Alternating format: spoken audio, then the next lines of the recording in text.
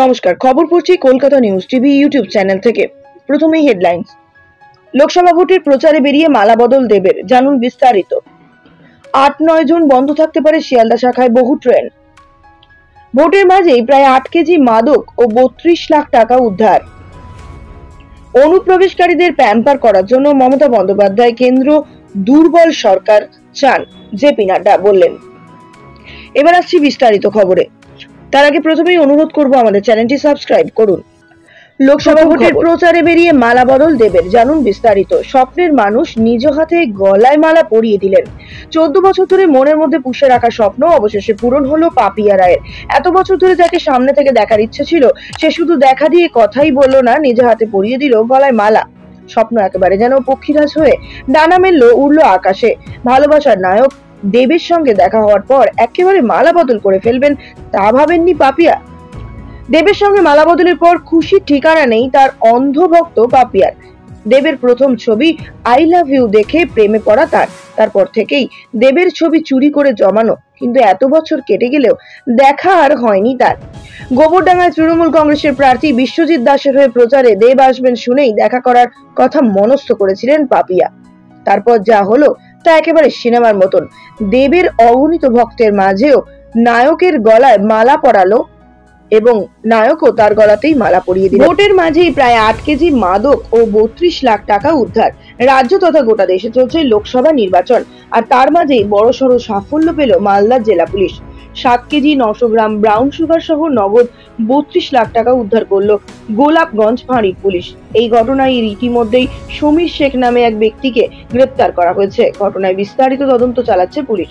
জানা গিয়েছে, গোপন সূত্রে খবর পেয়ে মঙ্গলবার গভীর রাতে বামনটোলা এলাকায় হানা দেয় গোলাপগঞ্জ ফাঁড়ির পুলিশ। সেখান থেকে হানা দিয়ে পুলিশ গ্রেপ্তার করে সমীর শেখকে। তার কাছ থেকেই 7 কেজি 900 গ্রাম ব্রাউন সুগার, 32 লক্ষ টাকার ভারতীয় নোট ও একটি টাকা গোনার মেশিন বাজেয়াপ্ত করে পুলিশ। ধৃত সমীর শেখের বাড়ি ওই এলাকাতেই বলে প্রাথমিকভাবে জানাতে পেরেছে পুলিশ। গত মাসে এই মালদাতেই এক বিজেপি নেতার বাড়ি থেকেও প্রচুর টাকা উদ্ধার হয়।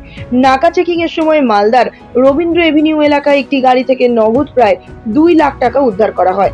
সেই সময় গাড়িতে ছিলেন বিজেপির দক্ষিণ মালদা সাংগঠনিক জেলার সাধারণ সম্পাদক শান্তনু ঘোষ। ঘটনার সময় ওই বিজেপি নেতা দাবি করেন তিনি LIC এজেন্ট। এই টাকা জমা দিতে যাচ্ছিলেন তিনি। গাড়ি আটকের পরেই ঘটনাস্থলে পৌঁছন জেলা বিজেপির নেতৃত্ব। নির্বাচন প্রক্রিয়া চলাকালীন বাস্তবেই এত টাকা ওই বিজেপি নেতা কোথায় নিয়ে যাচ্ছিলেন তা তদন্ত শুরু করে নির্বাচন কমিশন, ফ্লাইং স্কোয়াড টিম ও পুলিশ। গোপন সূত্রে খবর পেয়ে এই তল্লাশি অভিযানে নামে কলকাতা পুলিশ। ঘটনায় প্রথমেই সন্দেহজনক এক ব্যক্তিকে গ্রেপ্তারও করা হয়। হেয়ার স্ট্রিট থানার পুলিশ আধিকারিকরা তাকে গ্রেপ্তার করেন। ওই ব্যক্তিকে জিজ্ঞাসাবাদ করেই ক্যানিং স্ট্রিটের অফিসে পৌঁছয় পুলিশ। সেখান থেকে হেয়ার স্ট্রিট থানার পুলিশ আধিকারিকেরা বাজেয়াপ্ত করেন ভারতীয় মুদ্রায় 2,45,000 টাকার নগদ এবং 3,000 মার্কিন ডলার। 8 ও 9 জুন বন্ধ থাকতে পারে শিয়ালদা শাখার বহু ট্রেন। শিয়ালদহ স্টেশনকে 12 বগির উপযুক্ত করে তুলতে একের পর এক পদক্ষেপ গ্রহণ করছে পূর্ব রেল। আগামী 1 জুন তারিখে লোকসভা নির্বাচন শেষ হবে সূত্রের খবর। আগামী শনিবার ও রবিবার শিয়ালদহে প্রি-NI ওয়াক শুরু করবে পূর্ব রেল। তাই সেই কারণেই মেগা ব্লক নিতে পারে শিয়ালদহ ডিভিশন। জুন মাসের 8 ও 9 তারিখে এই মেগা ব্লক নেওয়ার সম্ভাবনা রয়েছে। শিয়ালদহ ডিভিশন কাজ চলার কারণে তাই প্রচুর ট্রেন বাতিল হবে। দেশ জুড়ে লোকসভা ভোটের কারণেও মেগা ব্লকের পরিকল্পনা 10 মে রাত থেকে কিছুটা পিছিয়ে দেওয়া হয়েছিল। ভোট মিললেই কাজ শুরুর কথা।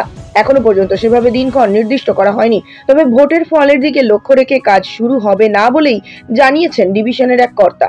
লোকসভা নির্বাচন শেষ হয়ে গেলেই শিয়ালদহ মেগা ব্লক নেওয়া হতে পারে ঠিক তারপরের শনি ও রবিবার। এক্ষেত্রে খুব বেশি দেরি করতে চাইছে না পূর্ব রেল।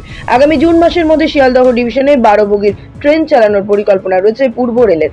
প্রসঙ্গত দীর্ঘদিন ধরেই শিয়ালদা লাইনে সমস্ত ট্রেন 12 বগি করে দেওয়ার দাবি তুলেছিলেন যাত্রীরা। তবে এক্ষেত্রে অনেকেই মনে যাচ্ছে প্রশ্ন, কতদিন চলবে শিয়ালদহের এই কাজ? কবে থেকেই বা পুরোপুরিভাবে এই ডিভিশনে 12 বগি ট্রেন চালু করা যাবে? আপাতত জুন মাস থেকেই পরিষেবা মিলবে বলে আশ্বাস দিয়েছে পূর্ব রেল কর্তৃপক্ষ। অনুপ্রবেশকারীদের প্যাম্পার করার জন্য মমতা বন্দ্যোপাধ্যায় কেন্দ্রে দুর্বল সরকার চান, জেপি নাড্ডা। বিজেপি সভাপতি জেপি নাড্ডা বুধবার বলেছেন যে পশ্চিমবঙ্গের মুখ্যমন্ত্রী মমতা বন্দ্যোপাধ্যায় এবং বিরোধী ভারত ব্লকে তার বন্ধুরা অনুপ্রবেশকারীদের প্যাম্পার করার জন্য কেন্দ্র থেকে একটি দুর্বল সরকার চায়। প্রধানমন্ত্রী নরেন্দ্র মোদীর নেতৃত্বে আমরা একটি শক্তিশালী সরকার চালাচ্ছি, কিন্তু মমতা বন্দ্যোপাধ্যায় এবং তার সহযোগীরা সবসময় একটি দুর্বল সরকার চায়।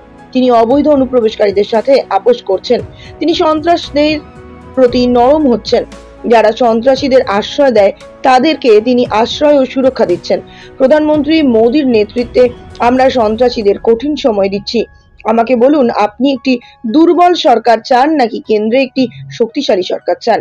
নাড্ডা বাঁকুড়া লোকসভায় দলীয় প্রার্থী এবং বর্তমান সাংসদ সুভাষ সরকারের সমর্থনে একটি নির্বাচনী সভায় ভাষণ দেওয়ার সময় বলেছিলেন। তিনি বলেছিলেন যে পূর্ববর্তী দুর্বল শাসকরা জম্মু ও কাশ্মীরের সন্ত্রাসবাদী সংগঠনগুলির সাথে সংলাপ করতেন। বিজেপি সভাপতি বলেন, প্রধানমন্ত্রীর নেতৃত্বে আমাদের সরকার 370 ধারা বাতিল করে কাশ্মীর থেকে সন্ত্রাসবাদকে নির্মূল করেছে। তিনি বলেন, দুর্বল সরকারের সবসময় দুর্নীতি থাকে। একটি দুর্বল সরকারের মন্ত্রীদের বাসভবন থেকে কোটি টাকার মুদ্রা উদ্ধার করা হয়, নাড্ডা বলেছিলেন। তিনি বলেছিলেন যে তৃণমূল কংগ্রেস নেতারা কেন্দ্রীয়ভাবে স্পন্সর করা বেশ কয়েকটি প্রকল্পের আওতায় প্রকৃত সুবিধাভোগীদের অস্বীকার করেছেন। আপনাদের সবার কাছে আমার প্রশ্ন হলো, আপনি কি এমন একটি দুর্নীতিগ্রস্ত সরকারকে চলতে দেবেন? নাড্ডা জিজ্ঞাসা করেছিলেন।